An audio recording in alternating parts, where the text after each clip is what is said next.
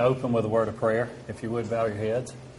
Heavenly Father, we thank you for a beautiful new day that you've given us. Lord, we thank you for a community and a land where we can gather together and Lord, just to share our beliefs and our opinions. And we thank you for this evening and for allowing us to come together to hear from our candidates, Lord, that may be leading us into the future. Lord, I pray for each one of these men as they come forth tonight, that you would grant them wisdom and knowledge. And I pray, Lord, especially for those that are here that are elected officials and those that will be in the future, that you will continue to guide them and help them to lead us in a direction that would bring glory to you.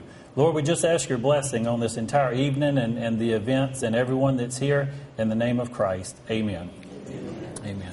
Good evening. My name is Heath Taylor, and I'm the President CEO at the Dublin-Lawrence County Chamber of Commerce. I'll be your moderator for this evening's political debate between our Superior Court Judge candidates, Judd Green and Mr. Harold McClendon, and our two Lawrence County Sheriff's Department Republican candidates, Larry Dean and Marshall Floyd.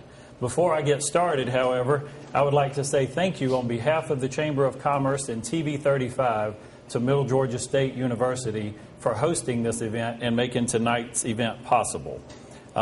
Some instructions for tonight. Each one of our candidates will have a 2-minute opening statement. The candidates will go in alphabetical order with their opening statements and in reverse on their closing statements. Each debate will last approximately 45 minutes. There will be no questions from the audience tonight. At the conclusion of the two debates, time permitting, we will have an open mic forum to allow residents to share their views on the upcoming East Bloss vote. We're going to take a short break and we'll be right back to start our debate.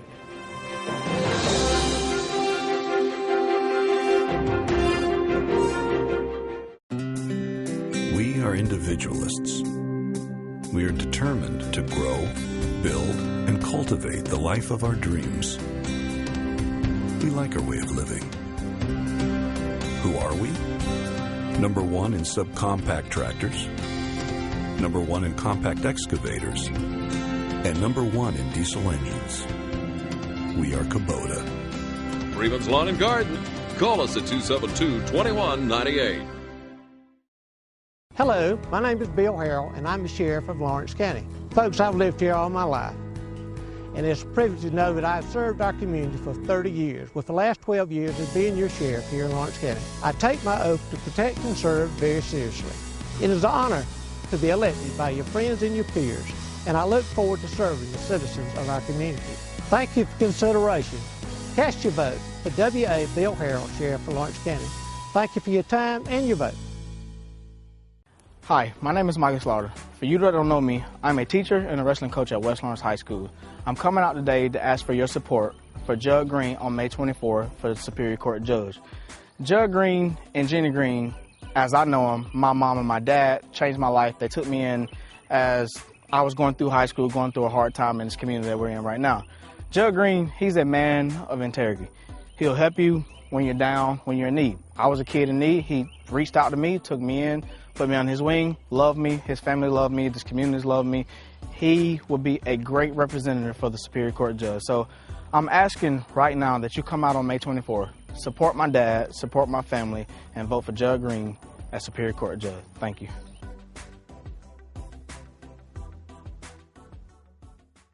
Good evening and welcome to our two Superior Court Judge candidates.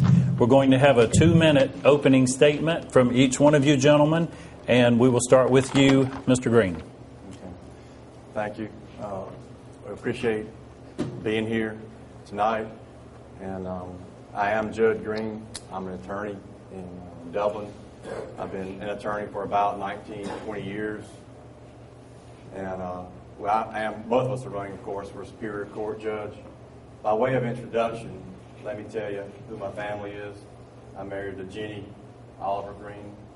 She's a teacher at West Lawrence High School. My parents are Leon and Martha Green. They're in row 4. Thank y'all for coming. My in-laws are Moody and Gail Oliver on row 3 or 4. Thank y'all for coming too. And my brother-in-law Tommy, where are you both? Thank you for coming. And Ansley, my sister, thank you for coming. announcement that was made by Judge Flanders recently paved the way for Mr. McClendon and myself to run for this position. Judge Flanders, who's been there, I think, 23 years, is stepping down. He's done a fantastic job, I think, as the Chief Judge leading this circuit. And I would like to, if I'm elected, continue what he has done for the people of not just Lawrence County, but 3 other counties too, Johnson, Truitland, and Twiggs. So I'd ask for your vote and your support on May the 24th. You can also start voting early on May the 2nd. If anybody has any questions about me, my family, what I stand for, either ask me after the debate or call me at 272-7022. I'll answer any questions I can.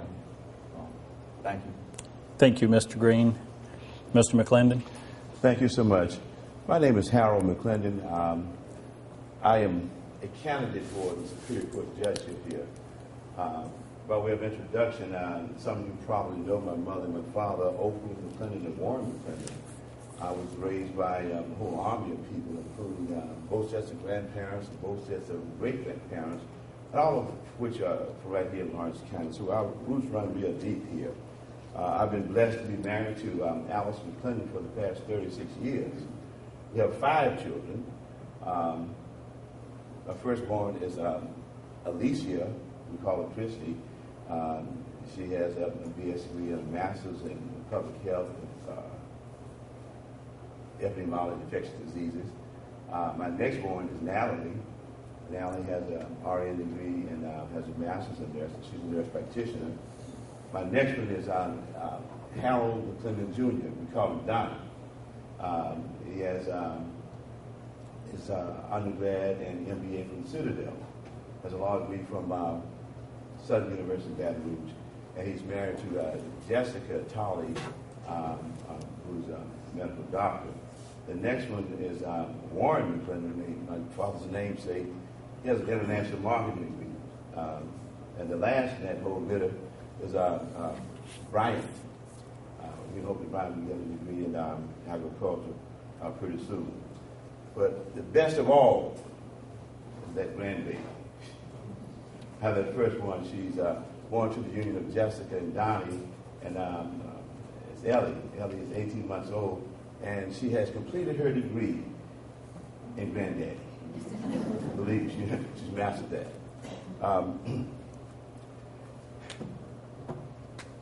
This is a very serious matter, and I take it as one that I hold very sacred, the Superior Court position. I began the practice of law not as a job, but out of a calling. I have been practicing for 32 years. I have never charged a lady one dime on any case with a domestic violence case my entire career. I became a lawyer to serve, and that's what I think it is. I think it's a call to serve, but not a job to serve. We have 2 minutes, Mr. McClendon. Am I through with it? 2 minutes. You're past 2 minutes. I'm sorry. That's okay. I ask for your vote here because I have paid the dues to be the Superior Court judge. And when I come back to my conclusion, I'll explain why. Thank you. Thank you, Mr. McClendon. Mr. Green, what is your stance on the death penalty? You have 2 minutes to respond. Okay. The question was, what do I think about the death penalty? And let me say this first. If there is a case that it will be possibly a death penalty case, you have to go through certain channels. You have to have certain factors in place before you even think about it. For example, when Dink Killer, Kyle was killed years ago, the decision came up to move for the death penalty because of the nature of the crime. And there are murders that happen all the time, but not many invoke the death penalty. But there are a few, and that's one of them. It has to be certain aggravating factors. Certainly that's one. You got an officer of the law in the line of duty being gunned down. And I think most people, I hadn't polled anybody to ask them, I think most people around here on certain crimes that are egregious, as that was, I think most people around here, including myself, are in favor of the death penalty. I've never seen the numbers on whether or not it's a deterrent to, recidivism. I don't know, but I can say I'm in favor of it because the legislature has enacted that statute, and as a judge, I follow the law. I will have to follow the law, and if that issue is presented to a jury, then they in turn would either say, for example, life in prison or the death penalty. But there's a unified appeals that go with that. It's a lot of expense. Y'all have seen people on death row for how many years? 20, 25 years, something like that. It takes forever. But I'm in favor of it. Thank you, Mr. Green. Under the right circumstances. Yes, sir. Mr. McClendon, same question. What is your stance on the death penalty? Well, certainly the laws in the state of Georgia provide for the death penalty. So if the case comes before me and the factors are in place, as we say, we're handcuffed by the law dictates that. But I think that it should be handled out very sparingly and very carefully. It should not be taken lightly because so many times now there are situations where it has come to light that people actually did not. A true death penalty case should be a clear-cut case on whether the person was murdered or not, and the aggravating circumstances making a death penalty case. So I think that it has its place. It should be used sparingly, but when it is, the facts are shown there, and the jury decides it should be carried out. Okay, thank you. Mr. McClendon, who would you consider to be your role model as a judge, and why? I would have to say Justice Benham on the Georgia Supreme Court. He has everything in one package. He has the academic brilliance. He has a temperament. He has the experience to know when to move and what way to move. He's the most experienced, most knowledgeable person I know, and Justice Benham is clearly the one. Okay, thank you. Mr. Green? Well, there's several. When you practice law, you have the chance to come into contact with a lot of people. Two come to mind right off the top of my head. One would be the late Malcolm Towson. He swore me in when I started many years ago. My love for him was basically, one, friends of the family, but also his integrity and his honesty. And I knew the man, and I believed in him. That's why I asked him to swear me in. Also, for the last 19, 20 years, I've been able to be with Judge Flanders, who, of course, is our chief judge. But from day one, he was there as a mentor and a friend. And for that reason, I would pick both of those two. The only issue I've got, I think, with the state bar and the way they do things sometimes is when you start off as an attorney, you don't have any year to get warmed up or whatever. They throw you out there and you're out there. So mentors like Judge Flanders, mentors like Judge Towson are invaluable to me and Mr. McClendon. So those two would be at the top of my list. Thank you. You're welcome. Mr. Green, what makes you more qualified than your opponent? Well, since I started back in 96 working for Ralph Walt, the former DA, I've always been able to be in Superior Court. We've got 3 judges that are in Superior Court, Judge John Helton, Donnie Gillis, and H. Gibbs Flanders Jr. For the last 19 years or so, probably 90% of what I've done has been in Superior Court. And people sometimes ask me, like in the hall, what do you do in Superior Court? You do a lot of divorces, a ton of those. You do a lot of criminal actions that are felony grade, some misdemeanor. You do landline disputes, you do modifications, you do all kinds of stuff. But after all these years of primarily appearing in Superior Court and listening to the people, arguing cases, at some point I feel like I've gotten a familiar feel with how things work, how things should be done. And for that reason, I think that I'm an ideal choice for that. I do spend other parts of my day in other courts, but the bulk of my practice has been comprised of Superior Court now for 19 years. Thank you. Mr. McClendon, why would you be more qualified? Experience matters. I have 32 years. I have tried more cases than anybody actively practicing the law in the Dublin Judicial Circuit. Than anybody. Experience does matter. Experience matters. And sometimes, for a Superior Court judge, some things you just get by simply age. You have to experience things, and I think that all of the trials I've had, I'm a member of all of the courts in the State Court of Georgia, the Superior Court, the Court of Appeal, the Court of Supreme Court. I'm also a member of the Southern District Federal Court, the Middle District Federal Court. I'm a member of the 11th Circuit Court of Appeals. It's a federal level court. I'm a member of the bar of the Northern District of Florida. Having tried cases in all the jurisdictions all over, just gained a lot of experience. Having lived, and I'll tell you this right now, having a grandbaby is another experience. When a person comes in for grandparents' rights, visitation rights, in a divorce case, sometimes you may not take that seriously, but a grandparent, their life depends upon the grandbaby sometimes. It's a more serious matter. So because of the having lived, tried so many cases, I have a wealth of experience other than practicing law. I was a probation officer. I was a counselor. I was a parole officer. Been a business owner.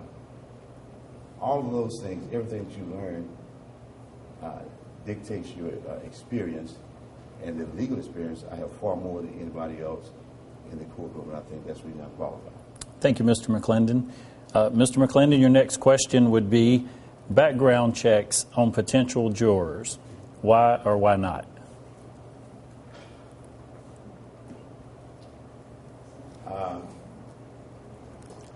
I'm assuming you're talking about criminal background checks. Yes. Yeah. I don't really see the necessity in it. I think that the attorneys, I was a prosecutor with the DA's office, and we full well knew when a person was coming to court whether they had a criminal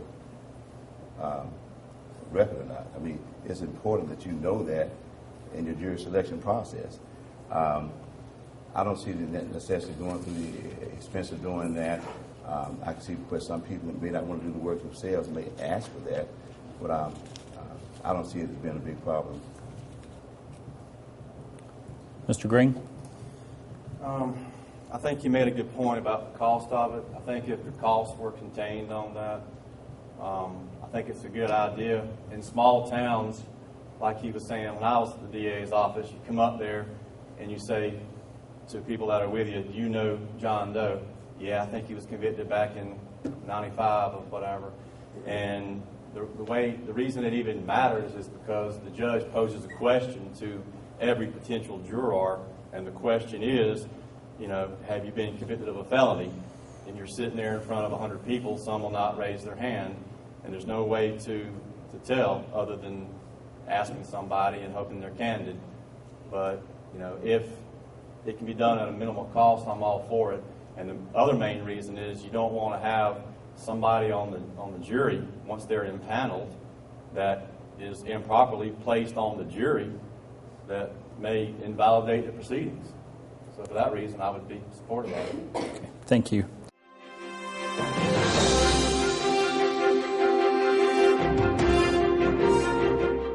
He served his country. He served us real well as a game warden with the state of Georgia, and he's been in some tremendous places to help people.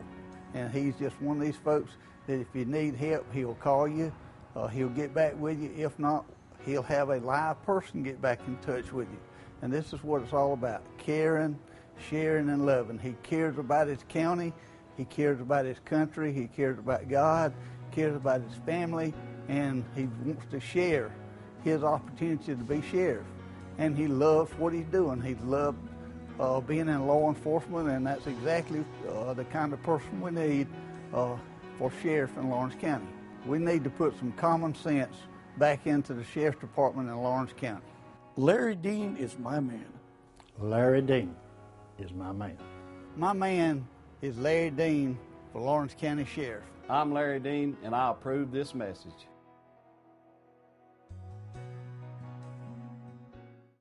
Hi, I'm Chuck Harwell with Community Bank of Dublin-Lawrence County, where our focus is you, our community. Our local lenders are here to help you with your business loans and your personal loans. Our decisions are made in the bank with an answer the same day you come in. Community Bank of Dublin-Lawrence County is where common sense banking never goes out of style. Other banks may come and go, but we're here to stay. We are approaching a decade of service for Dublin-Lawrence County. Thank you for your support. Come see us at Community Bank of Dublin-Lawrence County, the bank that's service-built.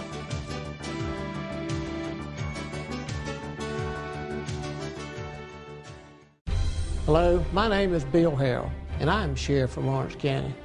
The job of Sheriff is not a 40-hour-a-week job. It is a life commitment. In order for me to do my job, I have to surround myself with good employees that have the same vision I do, good morals, good work ethics, and above all, dedication to serve you. I would appreciate your support. Please vote W.A. Bill Harrell, Sheriff of Lawrence County. Thank you. Dublin Nissan is fielding an all-star lineup, and you'll drive home huge savings. Drive a fully loaded Rogue SV, starting at $21,850. Dublin Nissan, the only dealer you will ever need. The crime has evolved to a point that we need to bring some cutting-edge technology, training, and leadership to the Lawrence County Sheriff's Office. The man that can do that is Marshall Floyd. He came from a big city sheriff department, and he has the training, the knowledge, the expertise, and the experience to improve the Lawrence County Sheriff's Department. That's why I am endorsing Marshall Floyd for the next sheriff of Lawrence County. My name is Marshall Floyd, and I approve this message. Our next question is for you, Mr. Green. Tell us something good about your opponent. I think you made a good point about experience. I think, I don't know how many years ago it was, I was in the DA's office back in 96, 97, 98, 99, and Mr. McClendon and I had a case together. I don't remember what the guy's name was and all that stuff, but anyway, it was a jury trial, and I thought back in the day we were both, and even today, both as cordial as we can be. I enjoyed that tremendously. It's not always fun to argue stuff. You make friends and you make enemies in this business. That's just how it goes. But I remember back in the 90s when we had a case together, even though you're arguing, you're in court, I'm representing one side, he's representing the other, you can do it in a manner that dignifies the people and the profession. That's what we did. I don't remember who won. I think I won, but I don't know. It's been a long time ago.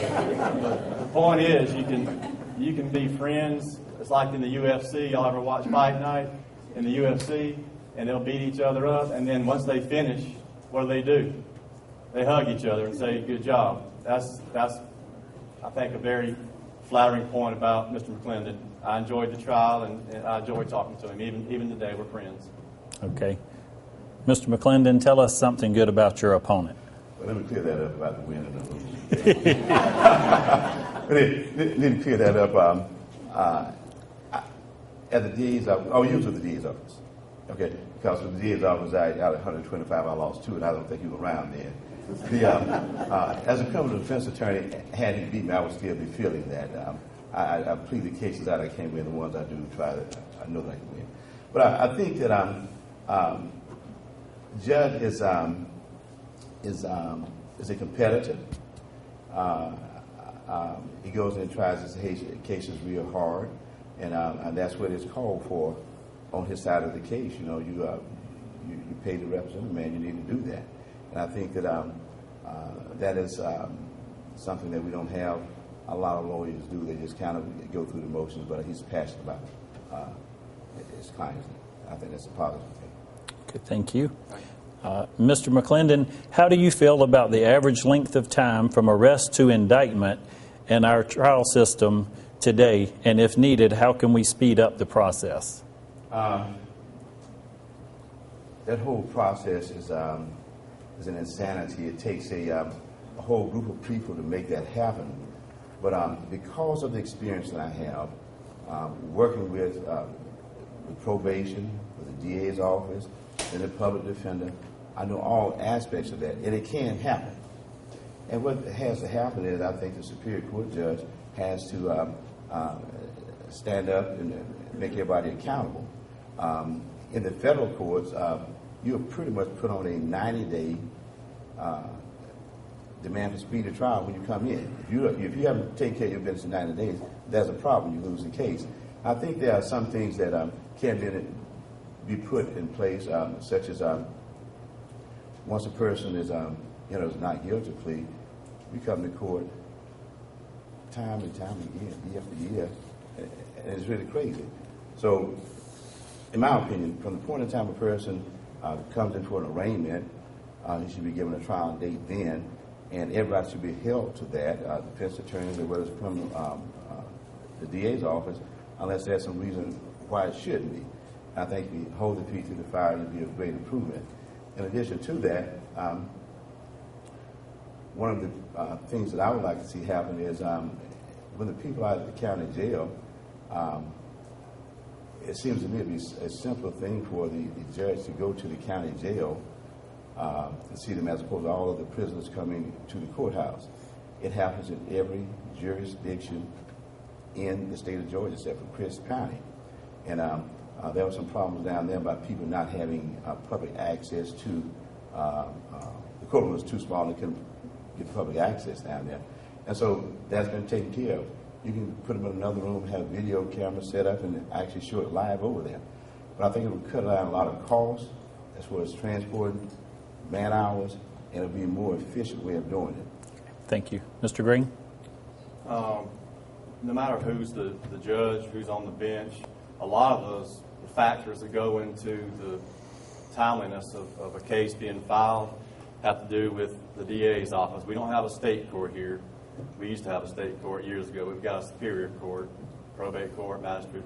But the DA's office actually is the one that brings the charges. The only time anything is ever expedited is if somebody is in jail and you have certain time limits that control that person.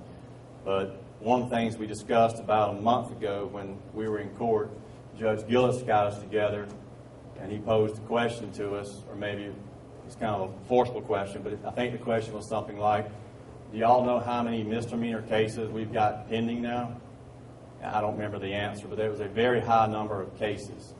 And part of the reason it was so high is misdemeanors don't come up with regularity like the felonies do. So if a case is continued or something happens to it and it's not tried or disposed of in some manner, then it takes a while for it to come up again. And before you know it, you've got a backlog of 400, 500, 600 cases. So all I can do, or all he can do, I think all anybody can do, is what Judge Gillis did and say, look, guys, you're the primary players in this game. Criminal defense attorneys, the state, we're going to have to move cases. If it's continued, there better be a good reason for it to be continued. If not, we're going to either try it, dismiss it, or something. But as far as the timeliness goes, there is a lag, but a lot of that has to do with the DA's office when they choose to bring cases. If you have a grand jury on any given month, if I said to people, how many cases do you think the grand jury indicts on average per month? Some would have a clue, some wouldn't. It's about 30. But as y'all know, there's a lot more warrants that the sheriff's office processes, and it goes from the sheriff's office to the clerk to the DA's office, and the DA's office, and they, indict it. Once they get it true billed, it goes from there. Once it's true billed and it goes from there, either Mr. McClendon or myself will have some control over that. And I think we're both devoted to getting things, resolved expeditiously. So we're on the same page on that one, I think. Thank you. Mr. Green, your next question is, what do you perceive to be the greatest obstacle to justice in Lawrence County? Well, I guess it depends on how you define justice, but, before it's been argued, and I've heard this argument sometimes, that money is an obstacle. I'm not saying it is, but I've heard that argument before about money. somebody's got $100,000 to spend on defense and somebody doesn't, is that defense the same as somebody that's indigent? You know, I've heard that argument before. I think the main thing is getting enough people on the criminal side at least, getting enough people to meet with the defendants to give them a meaningful defense. Mr. McClendon said a minute ago, one of the things I do is argue cases, and sometimes attorneys go through the motions. I think that's important. On the civil side, it's driven by the attorneys. So if I'm on the bench or he's on the bench, the thing that's going to drive that is people setting the cases. Whether if you're in a divorce case and you've got depositions, I know people that have been in a divorce now for 3 or 4 years, and you think, why is this case still going on 3 or 4 years later? Well, it's because of discovery. That gets continued, and before you know it, it's been going on. But those cases are not a concern of mine. I will put the feet to the fire if it's a civil case and bring it to a head. What concerns me would be anybody that's incarcerated. That would be the first order of business. I don't know the exact number, what it costs per year to house one inmate, but you multiply the math on that, and Cheryl, the sheriff's here, Sheriff Harold can tell you, but the numbers on the budget for housing inmates is astronomical. So that, to me, is an issue that will have to be addressed, too. Mr. McClendon? Yes, sir. Give me a question again. What do you perceive to be the greatest obstacle in justice in Dublin-Lawrence County? It certainly has its roots in money. A person that has the money to afford a A1 defense is always going to have an advantage. Several years ago, we had a guy with the public defender's office, Richard Taylor. He was one of those rare people that just had the passion for it, the heart for it, the carry for it, that was phenomenal. You couldn't pay any more money for that. Just a phenomenal guy. One of the reasons I became an attorney was to do something about those. And I was down in Manuel County after leaving the DA's office, and there was a man up there accused of growing marijuana. Looked at my grandfather, and I said, "Do you want me to represent you?" He said, "Yeah." I did represent him, and comes to find out that he was charged with holding these crops called marijuana. He didn't know it was marijuana. And I found out that it was the sheriff's land who he was holding it on. Okay? So that was a problem. And the people in the powers that be said, don't mess with this. It hurts your career. But we did take that step to, they dismissed the charge because it was the sheriff's land, and I got him out of that. But we have to have people with integrity in the positions they are. If you're a public defender and don't have any passion for it, you need to go do something else. As far as moving the cases through the system, as Jerry's talking about, when it comes to the Superior Court judge, he does have power. He controls a lot of stuff. You step up to the place and here, guys, we're going to try these cases. We're going to try them until they're done. And it may cost a while, but I think once they get the message, we can end a lot of that. Okay, thank you. Mr. McClendon, your next question is, do you ever wake up in the middle of the night thinking about a case, wishing you had handled something differently? If so, please describe one situation. Wow. Yes. It's a tough question. Absolutely.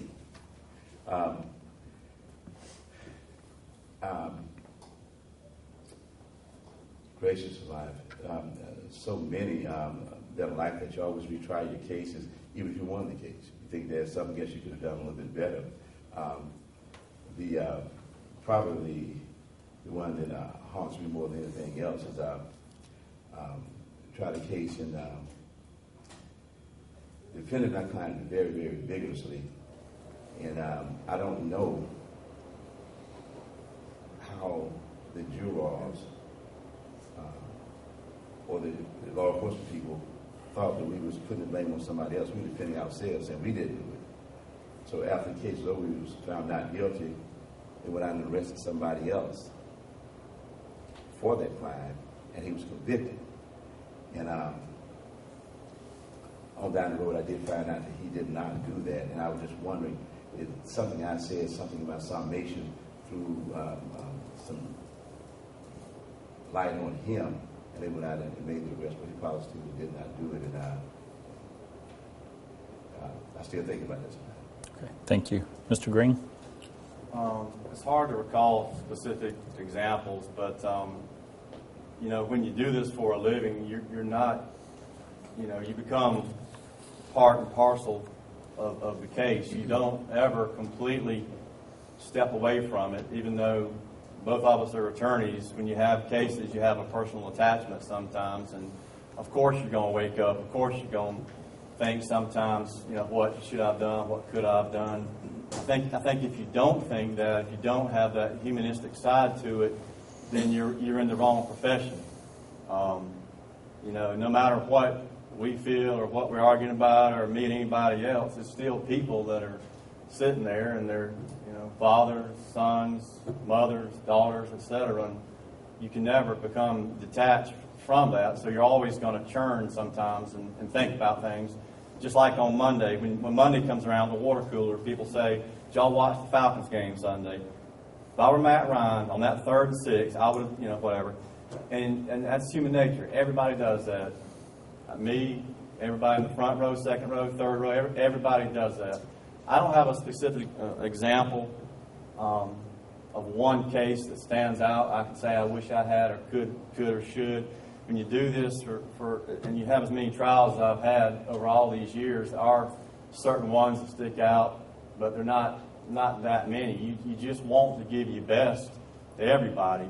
But at the end of the day, if the jury speaks and when they walk in and the judge says, "Ladies and gentlemen, have you reached a verdict?" and they say yes, and they say publish the verdict, they read the verdict, then you have to give deference to the jury system. That's what we've got. And like I just said, it can be heart-wrenching at times. It may seem like attorneys are up there and you got somebody you represent and you go through the next time, but you get to know somebody on that kind of level and you go through that kind of ordeal with them, it is gut-wrenching. So yes, I wake up at night thinking about things like that.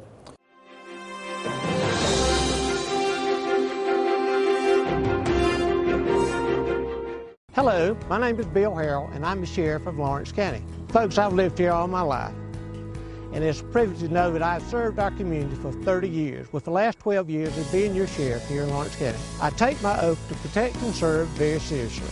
It is an honor to be elected by your friends and your peers, and I look forward to serving the citizens of our community. Thank you for consideration. Cast your vote for W.A. Bill Harrell, Sheriff of Lawrence County. Thank you for your time and your vote. Dublin Nissan is fielding an all-star lineup, and you'll drive home huge savings. Drive a well-equipped Sentra S, starting at $15,900. Dublin Nissan, the only dealer you will ever need. Hi, I'm Jack Walker. We're very, very lucky to have two excellent candidates for Superior Court Judge. I'm going to throw my support behind Judd Green. I've known Judd since we were little kids, and I've known him to be a person of character and integrity even as a kid. And that's a character trait that has followed him his whole life. He's been a quiet supporter of our community through church, through charities, through coaching Little League for 24 years, and also through investing himself in at-risk youth. Join me as we vote for and elect Judd Green, Superior Court Judge, on May 24th. He has the wisdom and experience to serve our community well. Thank you.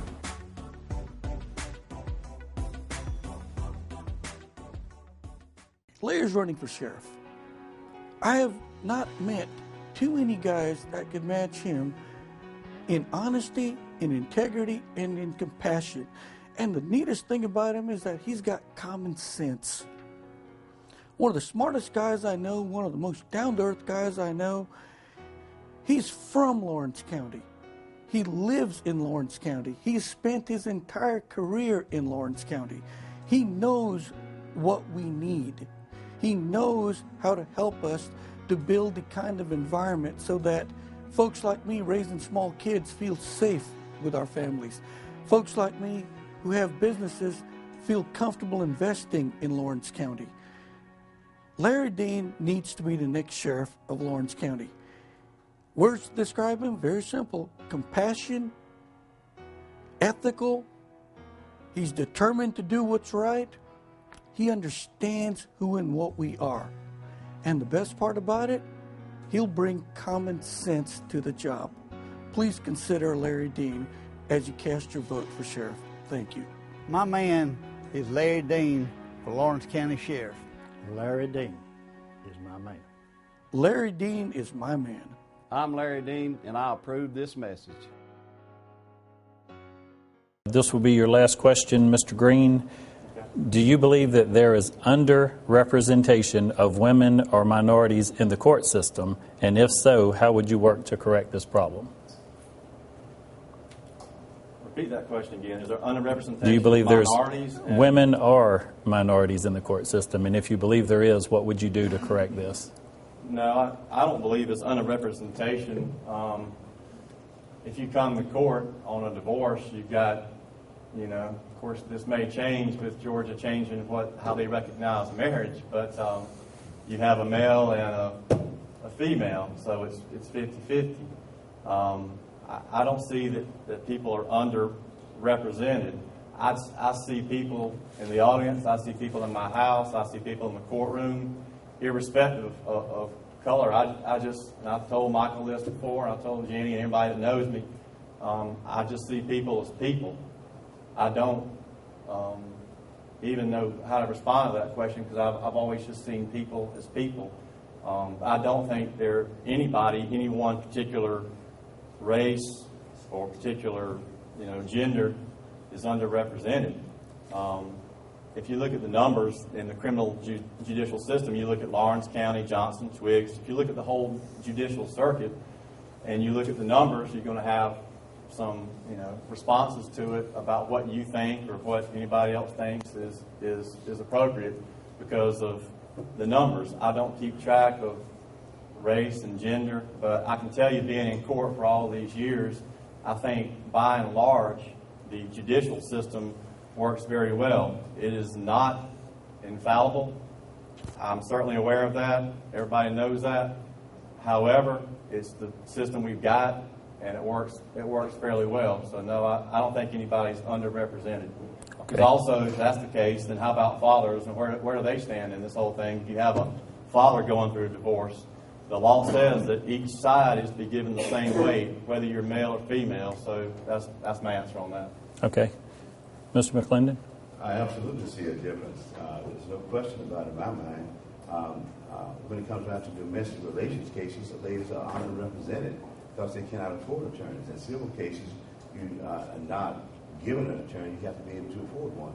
And absolutely, the ladies are underrepresented on pretty much all of the domestic things. The husbands are generally working, making the money, they can afford an attorney. And ladies come in there and they're at risk. As far as in the criminal justice system, everybody's getting an appointed attorney, so they're pretty much covered on that end. But on the civil side, it is a big difference. And I think the judges are called and have the right to step up and say when things are not right. If the person is not being represented, even on the criminal end, the judge can step in and say, listen, you're not adequately representing this man here, because the judge should be experienced now. He should know what should be happening. If they're not doing what should for the defendant, the judge should call him down. Okay. Thank you, Mr. McClendon. And we're going to start with our closing remarks now. Mr. McClendon, you'll be first, and you have 2 minutes for your closing remarks. Again, I'm Harold McClendon. I'm a candidate for the Superior Court judgeship, vacated by Judge Gibbs Landers. I come to you as a community servant.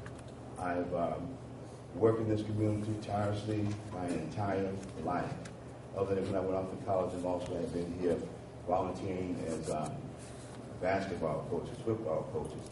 I've mentored many students throughout this process. In fact, I went to Duke University Law School now, raised right here in Dublin, Georgia. Has an extra set of brain, just needs some guidance. I have paid all of the dues. I've done everything required. I've done it in a style that's required. I ask that you look at the experience, the trial experience, the involvement in the community. I have all of the intangibles, the integrity, the fairness, and vote for Harold McClendon to be your next Superior Court judge. Thank you. Thank you, Mr. McClendon. Mr. Green? Okay. When I first announced that I was running, if you read my article, I was very complimentary about Mr. McClendon. In fact, the commercial I ran, Mr. Walker states that there's 2 qualified candidates. I've made it a point to stress to the people that, like Mr. Walker says, you've got 2 qualified candidates. I think after all these years of being in Superior Court, year after year after year, hearing endless cases in front of me, waiting my turn, arguing cases, having a devotion also to public service. Although I'm 47 now, I told somebody last week I'm not young, but I'm not old, but I am 47. And in 1992, I got my first trophy for volunteering with coaching children. I've been doing it on and off ever since. And if you ask one of my kids, you ask Jenny, you ask anybody that knows me, I think that if I were elected, then I'd be fair. I'm always accessible, and I've done enough things where I know the law.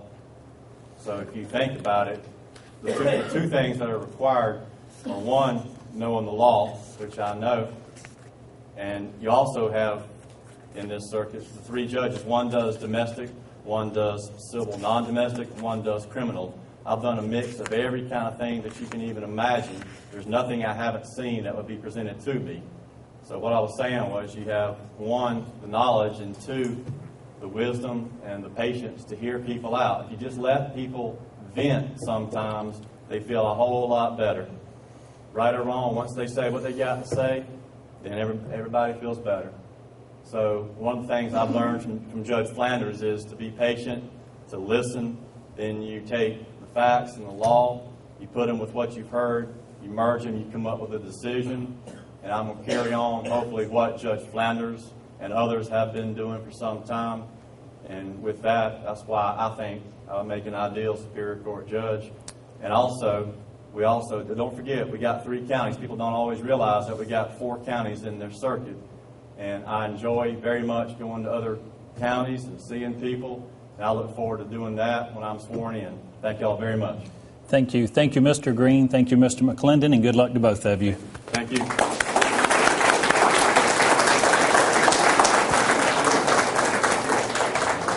We're going to take a short break, and then we'll hear from our sheriff's candidates.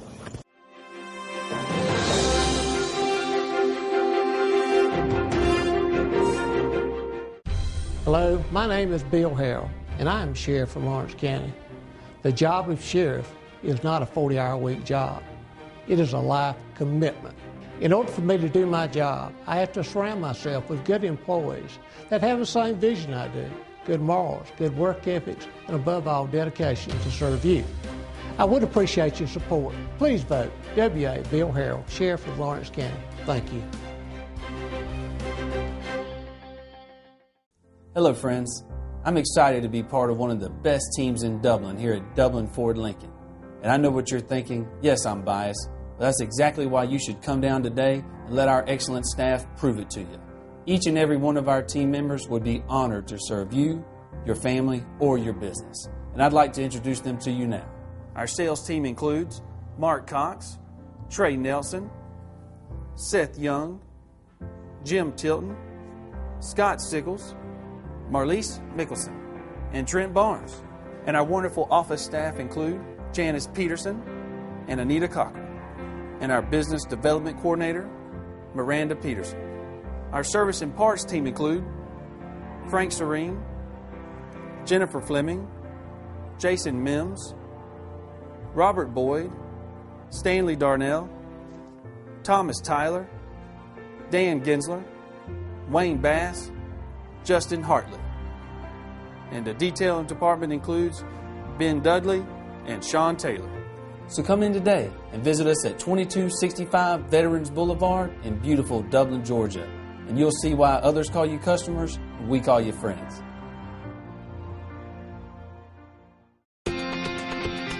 Get set to save now at your local Kubota dealer. Take command of your lawn with a new Kubota Commander zero-turn mower. Get commercial-grade performance and a full 4-year factory warranty at a price you can afford. Now get special promotional pricing of $38.99 and 0 down, 0% APR with long-term financing. Call toll-free 1-888-465-8268 for details about costs and terms. Freeman's Lawn and Garden. Call us at 272-2198. First of all, I've known Mr. Larry Dean for several years. As a matter of fact, me and him worked together. He's a very honest man. He's very trustworthy. Gainward is probably the number 2 officer with the state. State Patrol is what I would consider to be number 1. He'll be number 2. The training is basically the same thing, the driving, the pistol, how to handle problems. And I think he got probably around 600 to 700 hours in that over the years. Same thing the State Patrol had. I'm Johnny B. Hall. I'm going to give Larry Dean the right hand. Back then, in those days, when the man give you the right hand, you didn't have to worry about him. So that's what I'm doing for him today. I'm going to give him that right hand fellowship. I'm Tim Burris, and Larry Dean is my man for sheriff. I'm Cody Lord, and Larry Dean is my man for Lawrence County Sheriff.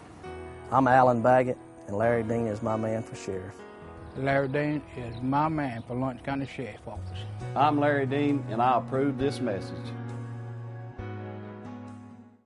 Good evening. Welcome back. We're going to hear now from our 2 Republican candidates for Sheriff's Office, and we're going to start with an opening statement, 2 minutes each, and we'll start with you, Mr. Dean. Okay. I'd like to thank TV 35 for putting on this debate for the Republican candidates, myself and Mr. Floyd here. I'd like to thank my many supporters that's out here today, family and friends. Y'all know what the hard work it's like being involved in this campaign for almost 6 months now. Most of you in here already know me, but for those who don't, my name is Larry Dean, Republican candidate for Sheriff of Lawrence County. My wife, Javon Warren of Dexter, and I have 4 children, and we have seven precious grandchildren. We're active members of Bethsaida Baptist Church. I'm a 1972 graduate of Dublin High School. After high school, I joined the United States Navy, where I did a tour. I returned back to Dublin to be a farmer. Well, we went through some hard times in the 70s, so I decided if I was going to make a decent living for my family, that I better get me a public job. So I went to work with the Department of Corrections at Dodge CI, where I worked as a correctional officer for 3 years. Mr. Dover here was my deputy warden down there at that time. I worked there 3 years, and then I transferred to the Department of Natural Resources, where I worked for 25 years. The first training I got with the Department of Natural Resources is we went to Atlanta, Georgia, to the Georgia Police Academy, and I became a certified peace officer. I have the same powers as any deputy sheriff or any city policeman. Plus, as a game warden, we had additional powers that the state statute allowed us to do. A lot of times we would go with the GBI when they needed to be on lands without a warrant. We had the authority to be there. Now, we couldn't go inside of buildings, but we actually, the state had given us that in the performance side duties. I retired from DNR in 2009 after 25 years of service.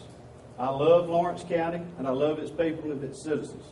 I've stayed right here in this county and worked most of my career right here serving the people. There's a lot of the deputies here that I work side by side with, GSP, GBI. There's a lot of people right now that's in positions of management that I've worked along with. If I become your sheriff, I can go to work on day one. I've been involved in the community all my life. I've helped with the Lawrence County Disability Handicap Hunt. I've worked with fishing rodeos for the seniors. I've taught a lot of you, the parents out here, your children's hunter safety. I'm a member of the Lawrence County Young Farmers, and I served as the vice president of the Georgia Cattlemen's Association. 2 minutes, Mr. Dean. It's my vision as sheriff to promote trust, fairness, and professionalism. Without these 3 things, law enforcement loses support of its community and the men and women it employs. Thank you. Thank you. Mr. Floyd, you have 2 minutes. I want to thank everyone in attendance. I want to thank TV 35 for allowing us to have this debate. My name is Marshall Floyd. I am a native of Lawrence County. I was born in this very hospital structure that is now a college. In 1986, I graduated West Lawrence High School, and I moved away to go to college. I found myself in Jacksonville, Florida, because that's where my older sister lived, and she afforded me the opportunity to move down and attend college in Jacksonville. At age 20, I was fortunate enough to be hired with the Jacksonville Sheriff's Office. I was employed at 20 years old as a correctional officer. I served 2.5 years in that function, working my way to an administrative staff position in corrections.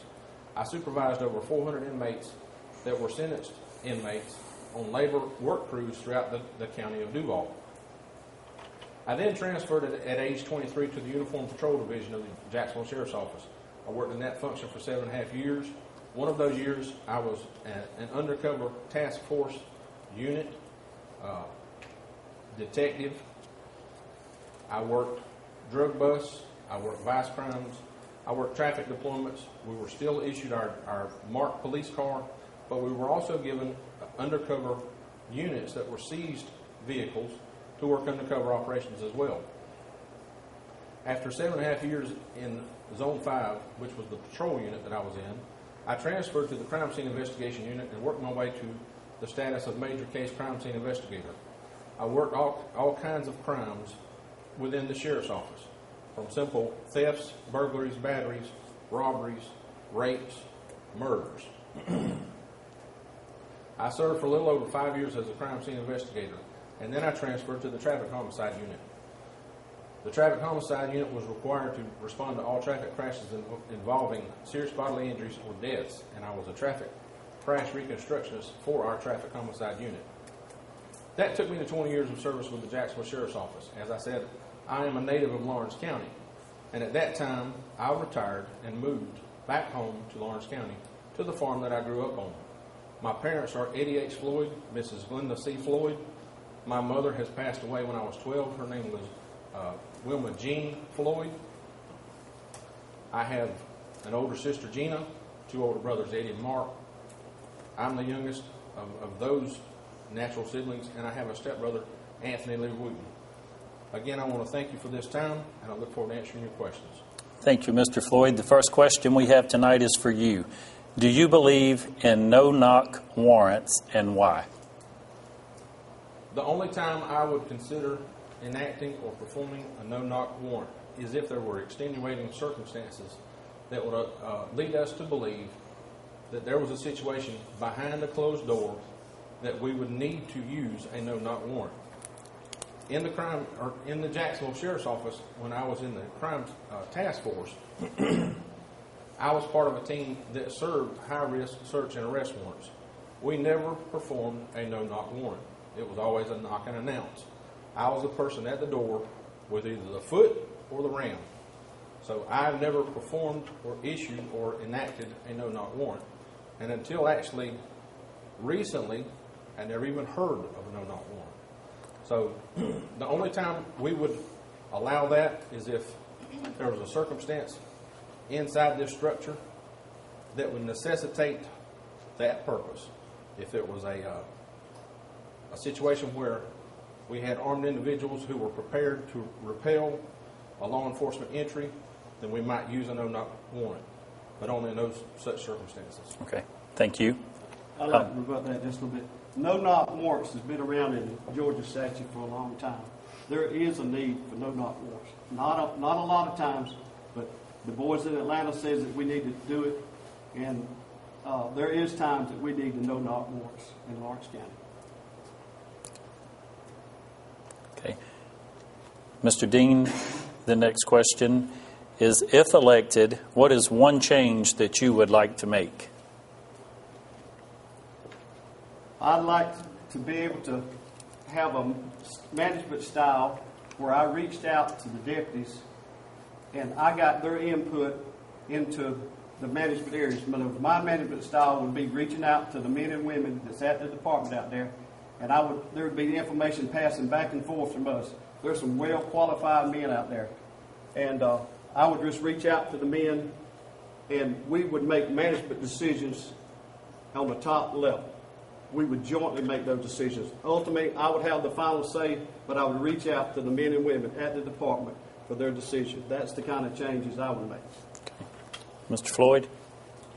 To rebut that? No, you can answer the same question if elected. What is the one change that you would like to accomplish yourself? One thing that has been stated to me by the several hundred citizens that I've spoken with in Lawrence County is that we don't have sufficient follow-up and follow-through and information sharing with our citizens. That was one thing that was important for my previous law enforcement experience, is to let the victims of crimes know what is going on. That will be an implementation that I will put forth. And it's as simple as this. When you're assigned a case, you make contact with the victim that very same business day. You follow up with that victim 10 days later. And at the end of 30 days, you follow up again and inform the victim of what has been done with their case. If nothing is there to follow up on, you suspend the case. If you have identified the suspect, you ask for a warrant. If a warrant is obtained, you can't locate the suspect, you still notify the victim of the outcome of your investigation. I think that's what is needed here in Lawrence County.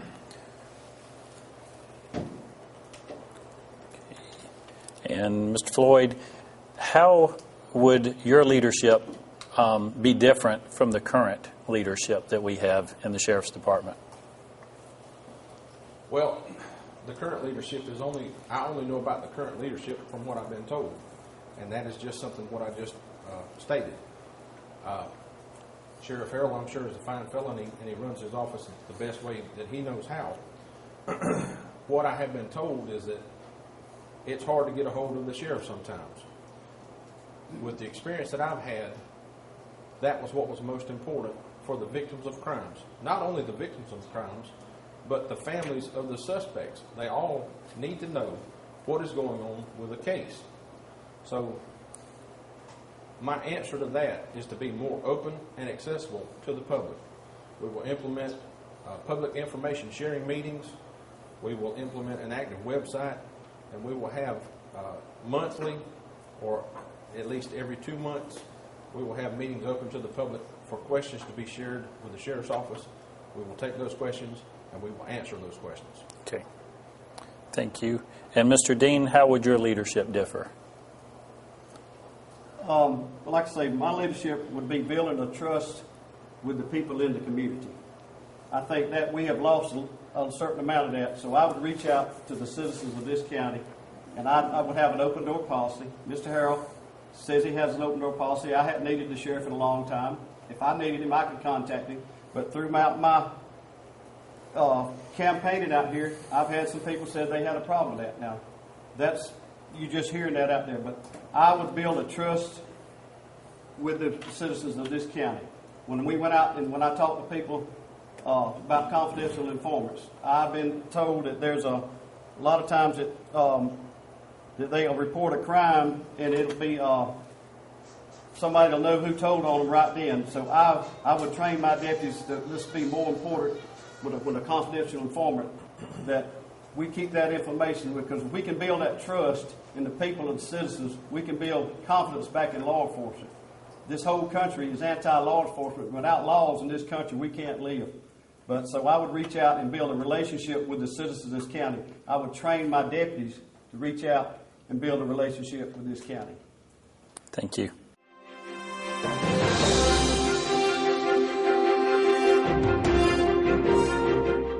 Hello, my name is Charles Sumlin.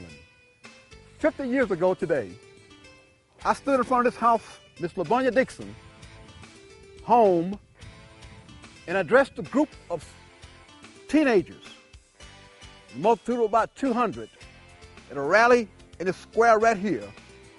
And I was speaking in favor of good law enforcement, calling for quality law enforcement. And 50 years later, I'm back at the same spot, calling for your support for Marshall Floyd, Sheriff of Lawrence County. I was born and raised on these streets. I enjoyed the freedom of walking and playing in the neighborhood. And here we are 50 years later, and we got bars to our windows, and we got locks on our doors, and we are afraid to sleep at night because crime is rampant in our community. We need leadership in law enforcement here in Dublin and Lawrence County that's going to take us to the next generation. I'm asking you to join me and join the rest of Dublin in supporting Marshall Floyd, Sheriff of Lawrence County. My name is Marshall Floyd, and I approve this message. Roach Farm and Garden has more than you'd expect for this spring. From wind chimes to decorative flags to the latest selection of clothing lines that are fashionable, comfortable, and durable. That's Roach Farm and Garden.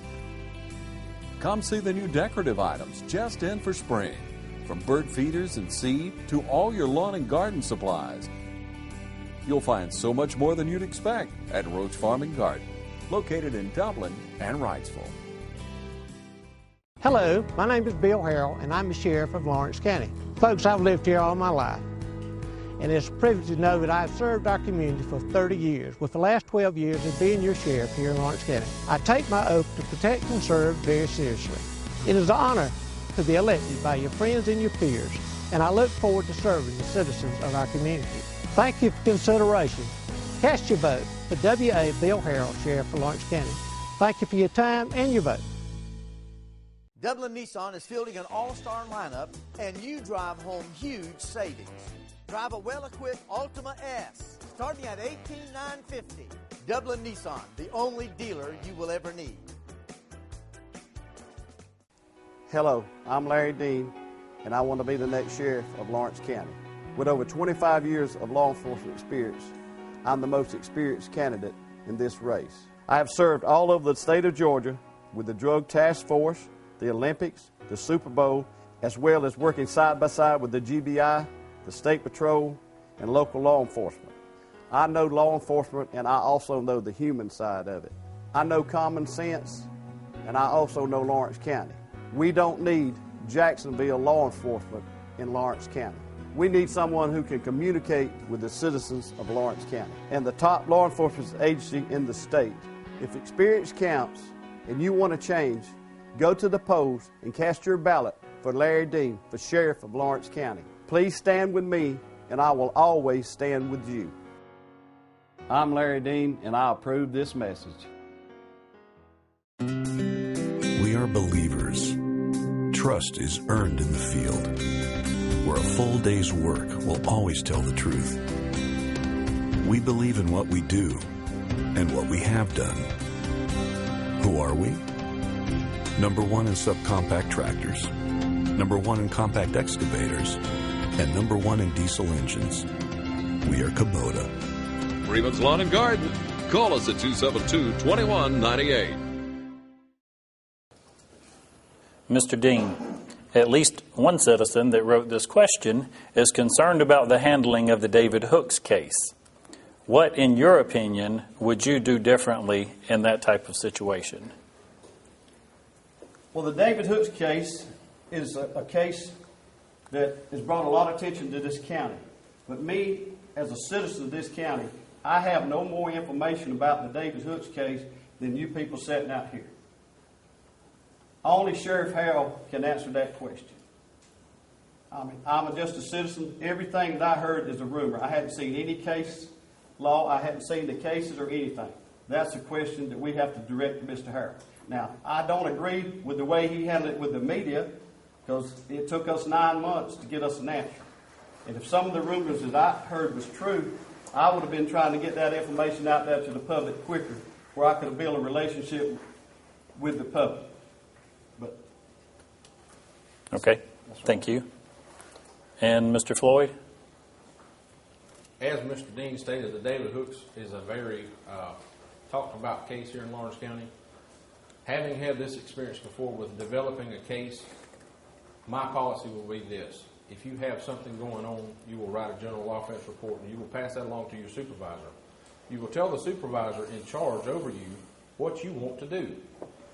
If it is an act to get an arrest warrant or a search warrant, you will have to go to our district attorney and review with them the circumstances of your investigation.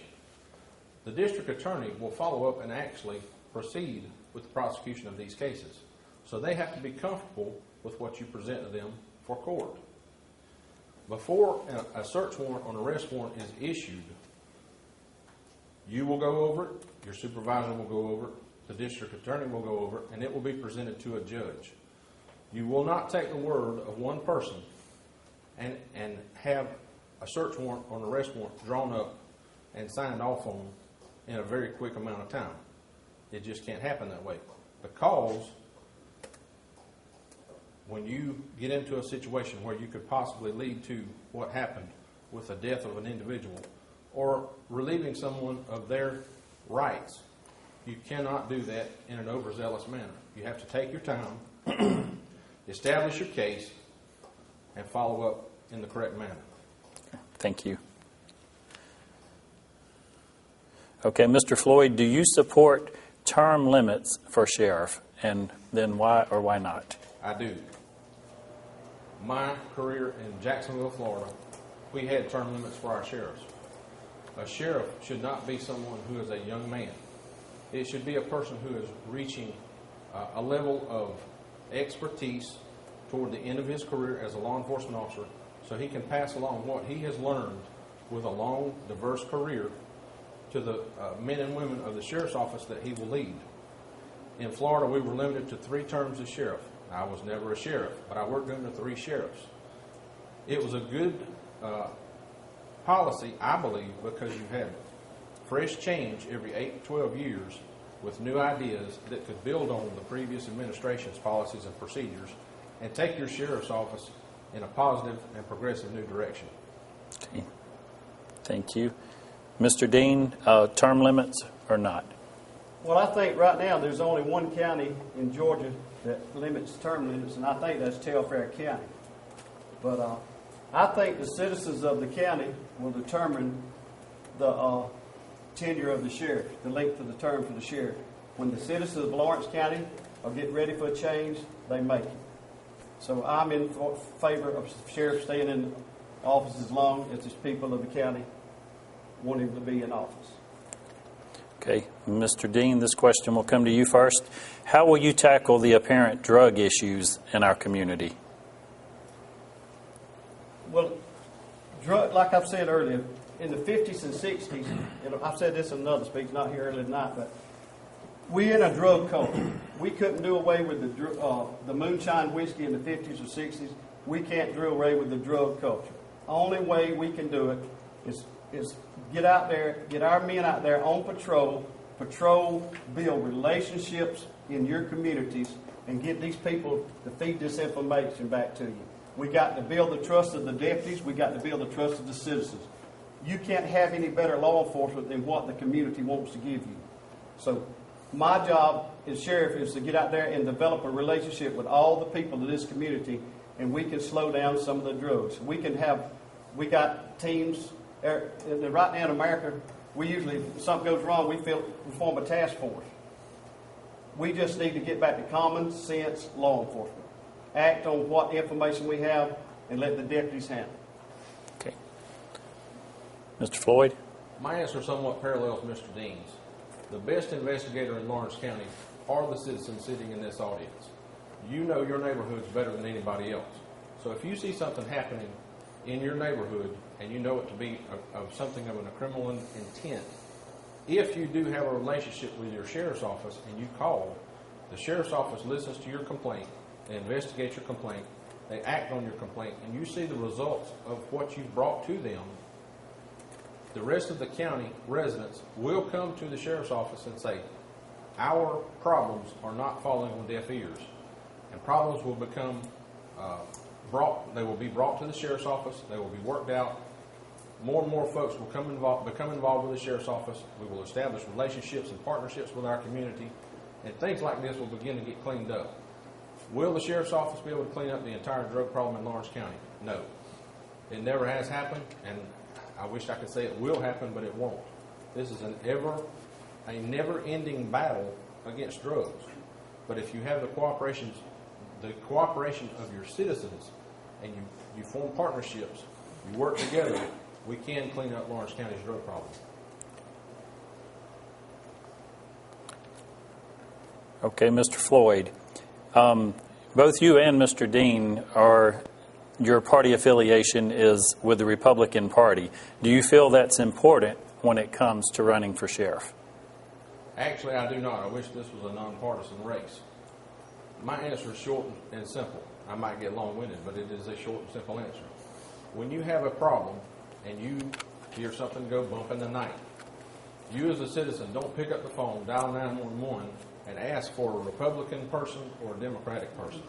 You ask for someone to come and give you help and find out what the problem is and help you work through the problem that you have in front of you. So for that reason, I do not feel that it is important to declare a party for the office of sheriff. That is not an option. We have to. I am a Republican. I have declared to run as a Republican. Mr. Dean? I think it ought to be nonpartisan just like the judges are. Pretty simple. Thank you. I said I get long-winded. Mr. Dean, how will you retain your good employees? Well, first of all, I got the budget for the Lawrence County Sheriff Department, and after figuring it up, including the sheriff's salary here, the average employee of the Lawrence County Sheriff Department makes less than $34,000 a year. So, you men and women out there that's working, trying to make a living for your families, that's a problem that's got to be addressed. And I plan to do away with some what I call fat at the top. In other words, I'm going to streamline some of my supervision people down, and I'm going to take some of that money and put it in the budget and give it back to the men and women that are out there on the road putting their lives on the line every day. You can start with the Lawrence County Sheriff Department about the same salary, and in 5 years' time, a Dublin City policeman is making approximately $5,000 to $6,000 a year than you are. So we got to do something. We either spending that money on sending them to training, or we need to figure out how to give it back to the people, the deputies at the Lawrence County Sheriff Department. Okay. Thank you. Mr. Floyd? The answer to that is complicated and simple. My previous experience, we had sufficient number of first-line personnel to handle the problems. We had enough supervisors to supervise the front-line personnel. I looked at an old roll call for the Lawrence County Sheriff's Office. There was approximately 54 sworn deputies. About 33 of those had rank beside their name. Now that tells me that we've got too many chiefs and not enough Indians in this department. With rank comes higher salaries. Without rank, you have lower salaries. If you have a fair and equal salary range across the board, and it's not dependent upon promotions to rank, I think you will retain more people in the sheriff's office. I would like to enact and work with the county commissioners to establish a step raise system for our employees, which means basically your years of service, you get a step raise when you start off at 6 months, 1 year, 2 year, 4 year, 6 year, and so on and so forth until you max out. My previous law enforcement career, I maxed out at 17 years. I think that's what would be fair. We could retain quality people here in our Lawrence County Sheriff's Office if we implemented such a program. Okay, thank you. Mr. Marshall, what qualities will you look for when hiring a deputy? When I was hired, we went through 10 processing steps. It took approximately 10 months to pass all of these processing steps. If you failed one, you were dismissed from your application process into the sheriff's office that I work for. Part of that was to be an even-keeled, so to speak, even-tempered person who was confident with themselves but not cocky. In other words, we don't need Superman to come on the sheriff's office. We need someone with an even temperament, who's confident with themselves, who knows what needs to be done, is fair with people, knows how to treat people, and will listen to people when they have problems. Thank you. Mr. Dean? You need to pick somebody with integrity and good character. But most of all, they need to have a love for law enforcement, because you're not getting in it for the money to start with. So you have the passion to want to serve the citizens of this county. So I'm just saying you must have a love for law enforcement. And when you're doing that in an interview, you can tell a man if a man's coming there just wanting a job, or he has a true love for law enforcement and wants to serve his community. Okay.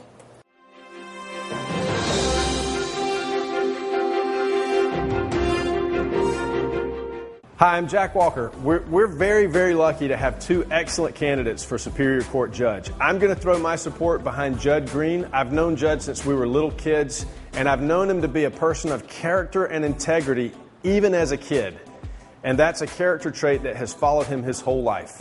He's been a quiet supporter of our community through church, through charities, through coaching Little League for 24 years, and also through investing himself in at-risk youth. Join me as we vote for and elect Judd Green, Superior Court Judge, on May 24th. He has the wisdom and experience to serve our community well. Thank you.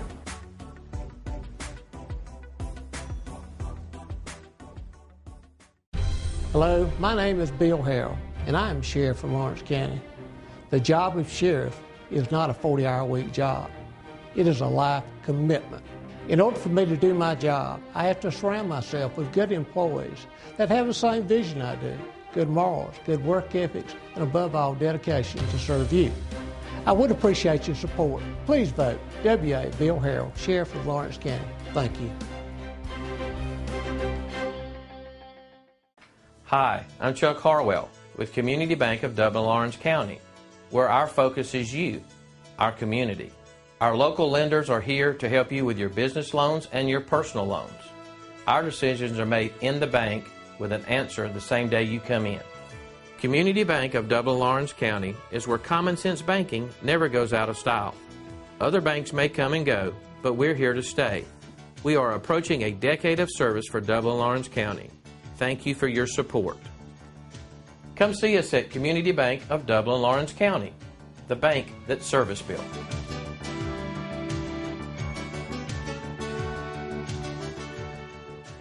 Hello, I'm Larry Dean, candidate for Lawrence County Sheriff.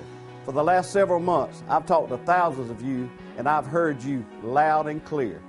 You want common sense back in our sheriff department.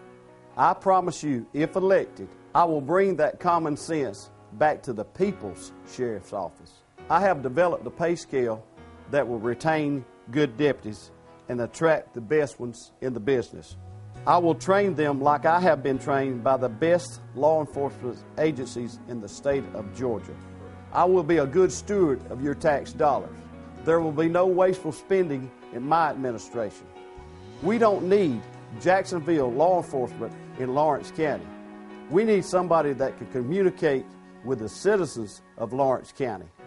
If you want a sheriff with Christian values, if you want a sheriff with the most experience and the best training, if you want a sheriff that grew up here, raised his family here, and spent his career here, you need to elect Larry Dean for Lawrence County Sheriff. Please stand with me, and I'll always stand with you. I'm Larry Dean, and I approve this message.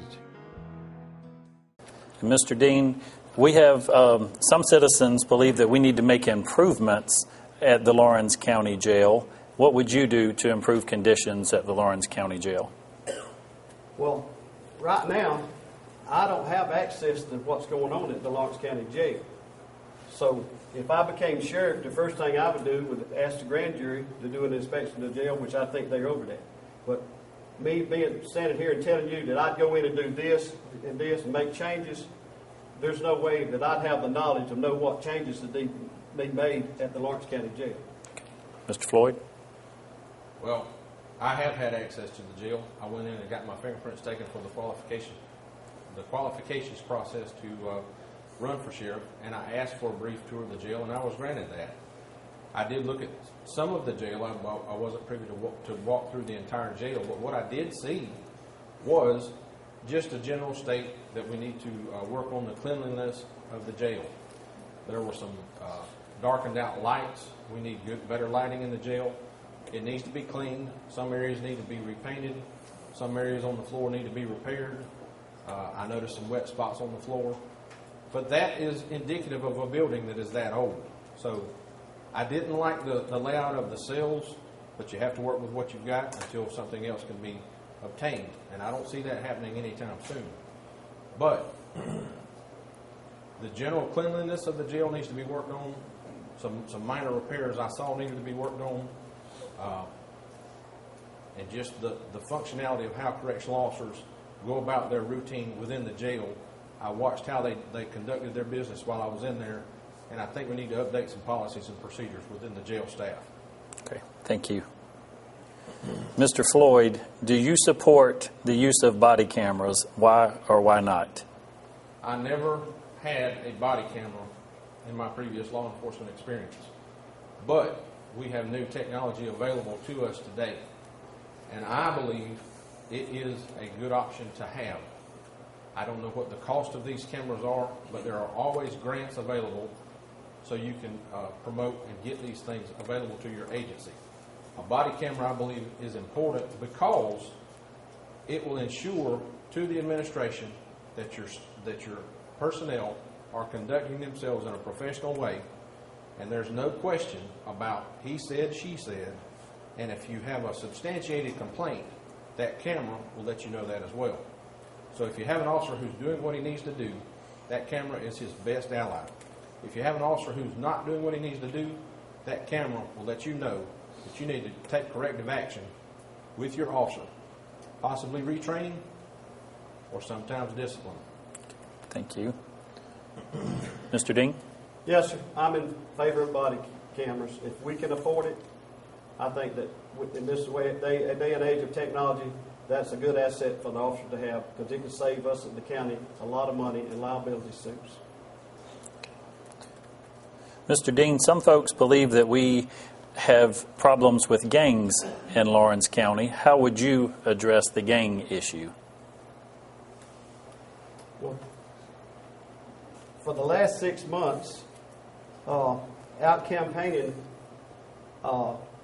that issue hadn't been brought to my attention that much. I've heard rumors and talks that there may be some gangs in this county, but till I get in a position to know actually the facts, there's no way I can make a statement about that. Okay. Mr. Floyd? During my campaigning, that has been brought to my attention by several citizens of Lawrence County. Mostly, it's been brought to my attention with the outer schools, the county schools as well, but mostly on the inner city part of Dublin. How we can combat gangs. When you get a child who reaches the age of 14, 15 years old, they have established how they want to pursue their life. It's hard to turn around someone who is that age. Not to say we won't try, but what we need to do is start when our children are young at an impressionable age, place them in front of a strong, professional, caring person, and provide a mentorship program to our children at an impressionable age, so they won't fall into the practice of following what might be popular. We had programs in my previous law enforcement experience. We had what was called the PAL, Police Athletic League. I think we have similar programs here. They need to be looked into, they need to be enhanced, and we need to provide programs for our children before they get involved in gang activity, because it is here.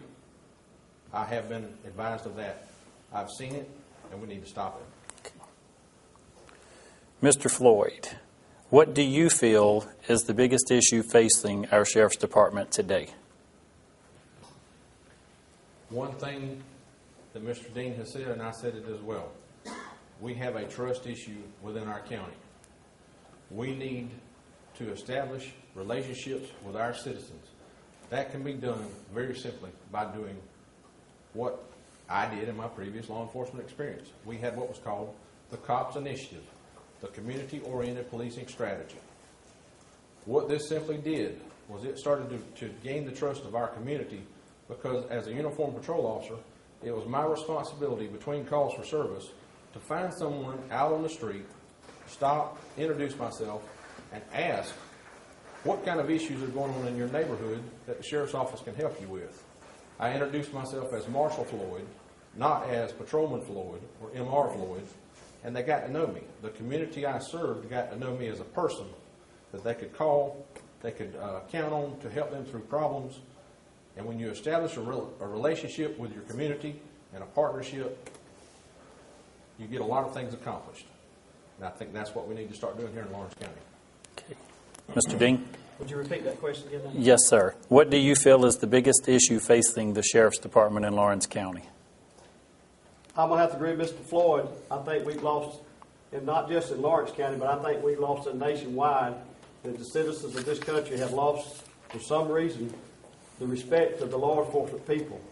And we have, as the sheriff of this county, I'm going to have to get out there and build trust with the citizens and train the deputies to gain the respect of the citizens. So that's okay. Okay, and now we're going to have a question that each one of the candidates has written for the other question. And so our first question is from Mr. Floyd to Mr. Dean. Mr. Dean, you have stated in 2 of your commercials that we don't need Jacksonville law enforcement here in Lawrence County. Can you explain what Jacksonville law enforcement is, why it won't work, and why you think we don't need it in Lawrence County? Well, first of all, in Jacksonville, Florida, you have substations scattered out throughout the city, and at any given time, probably within 2 to 3 minutes, you could have a chopper overhead and 10 or 15 officers to respond to your situation. Lawrence County is a rural county where the officer may be 15 minutes getting somebody back to respond to it. And I don't think we have the resources to set up substations throughout Lawrence County. So, being a Jacksonville deputy and a Lawrence County deputy is a totally different. This is a rural community. You're going to have to, but a lot of times, just like it was when I was a game warden, my first 5 years of experience, when the state office closed at 4:30, I didn't have any backup. You have to learn to deal with the public, and you learn how to deal with the situation. A lot of times you have to retreat. You have to calm down the people.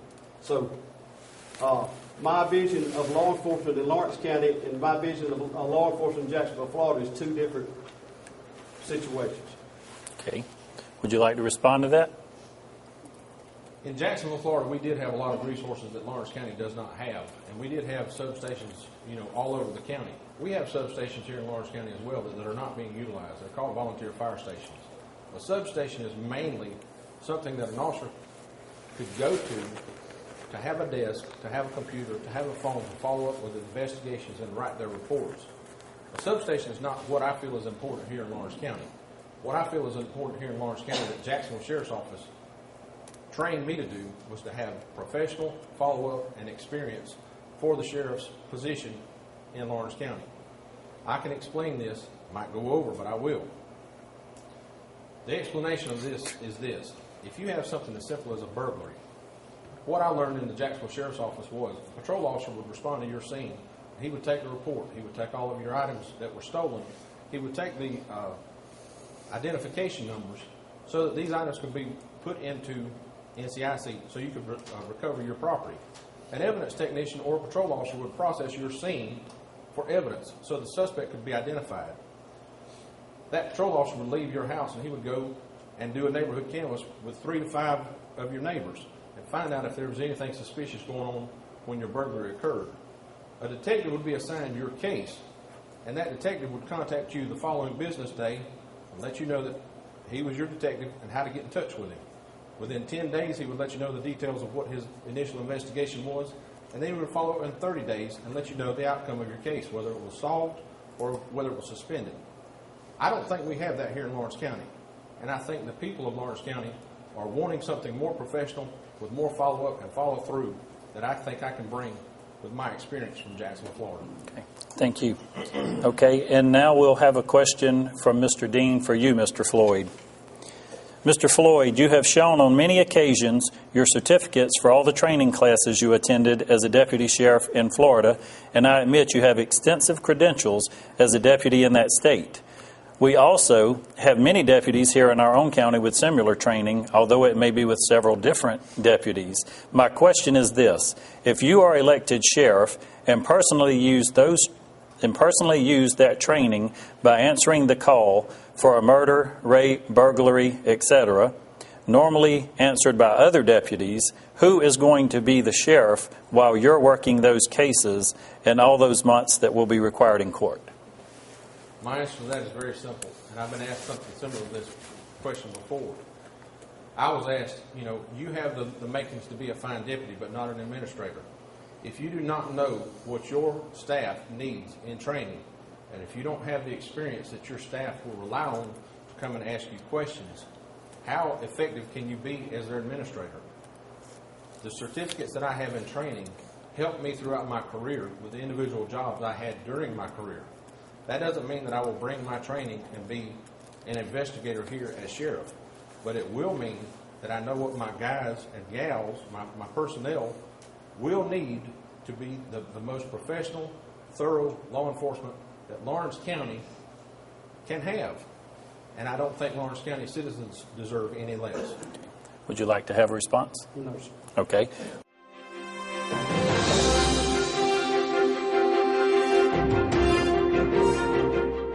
I'm Marshall Floyd, running for Lawrence County Sheriff. Lawrence County has serious crimes to confront and new challenges in law enforcement every day. The drug trade drives crime in our community.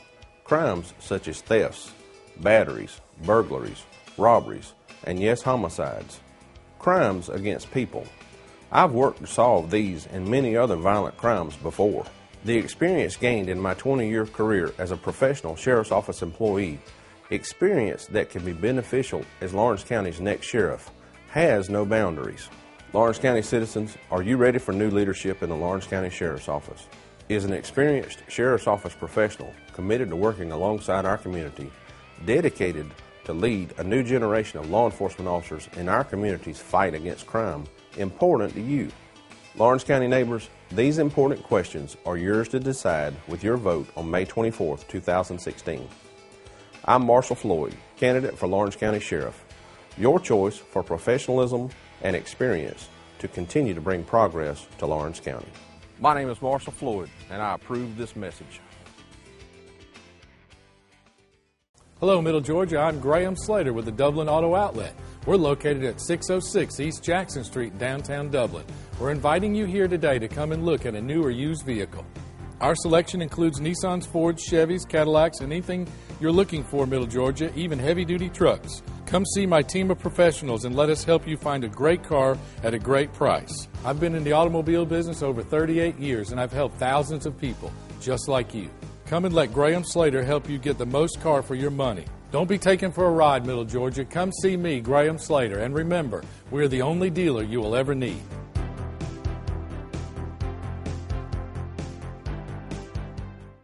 Hello, I'm Larry Dean, and I'm asking for your support for Sheriff of Lawrence County in this election. We need a sheriff who will communicate with you and will be accessible to every citizen of this county. I want to bring common sense back to our sheriff department. I've worked side by side with deputies in this county, and I will support them in every way. I've worked with the top law enforcement agency in this state, and I want to bring this relationship back to Lawrence County. I want to manage your tax dollars correctly. I'll fight for our deputies and our community and the community that I grew up in. Raised my children here, raised my grandchildren here, where I spent my career serving the people of Lawrence County. It's time for a change. Please stand with me, and I'll always stand with you. I'm Larry Dean, and I approve this message. Hi, my name is Michael Slaughter. For you that don't know me, I'm a teacher and a wrestling coach at West Lawrence High School.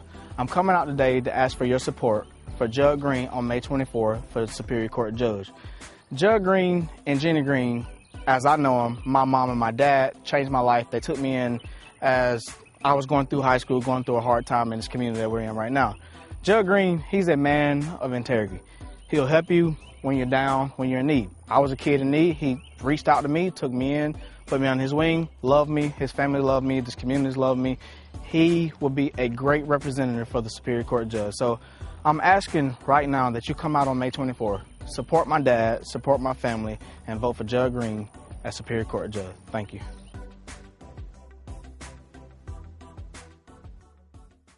Okay, we're going to have a 2-minute closing statement from our candidates, and Mr. Floyd, you will be first. Thank you all. Under my leadership, the goal of the Lawrence County Sheriff's Office will be to protect the lives and properties of our citizens, to preserve the peace, prevent crime, and constantly guard the personal liberties of our citizens as prescribed by law. To achieve this, we will develop and provide a well-trained and disciplined patrol force capable of assessing and responding to the changing needs of the community we serve. We will have a proactive traffic enforcement program designed to regulate traffic movement and assure safe and expedient travel throughout our county. We will have a skilled, trained, and experienced investigative team for bringing criminal offenders to swift and impartial justice.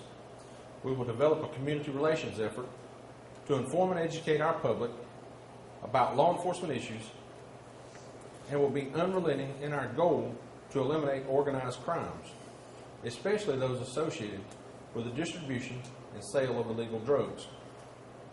And finally, we must provide a secure, humane, corrective, and productive detention facility for those awaiting trial as well as those already sentenced. The Lawrence County Sheriff's Office will maintain and follow these core values. We will be community focused. Our community will define and demand quality service. We will partnership with our citizens, we will listen to their needs, and we will stay close. The community is our customer, always improving. To improve our business is to improve our service. We are constantly in a learning mode, willing to examine what we do and make changes necessary to improve, always. Our business is service. Worthiness of trust. We will work for, obtain, and safeguard the trust of our community and behave according to the highest set of ethical standards, protecting the rights of all citizens. Respect for each other. Relationships are characterized by mutual respect. We will listen actively, talk straight, and act fairly. We will encourage each and every employee to contribute and grow to their fullest potential, working together as a team and appreciate the contributions of all. I'm proud to say that I am a Lawrence County native, but I'm equally proud to say that I was employed for 20 years with one of our nation's leading law enforcement agencies, the Jacksonville Sheriff's Office. The skills, values, and experience I gained, I believe, will benefit myself as well as Lawrence County as your next sheriff. I want to thank you for allowing me this time and humbly ask you to review all of the information available before making your decision in the upcoming election. I have worked and trained extensively and will continue to do so in our future to earn your trust and ultimately your vote. Thank you. Thank you, Mr. Floyd. Mr. Dean? I want to go back to my closing core beliefs: trust, fairness, and professionalism. Being a sheriff is not just about arresting people. It's about building relationships with the trust of the citizens of this county. It is about earning the respect of the citizens and always treating them fairly. As your sheriff, you will always be treated with respect and in a professional manner. Trust, fairness, and professionalism.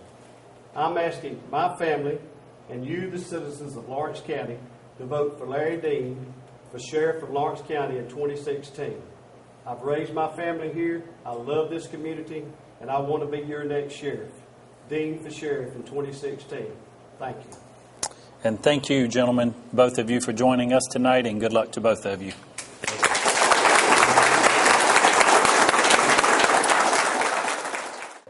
Thank you again for joining us tonight on behalf of TV 35, Middle Georgia State University, and the Dublin-Lawrence County Chamber of Commerce. We encourage you to make an informed vote.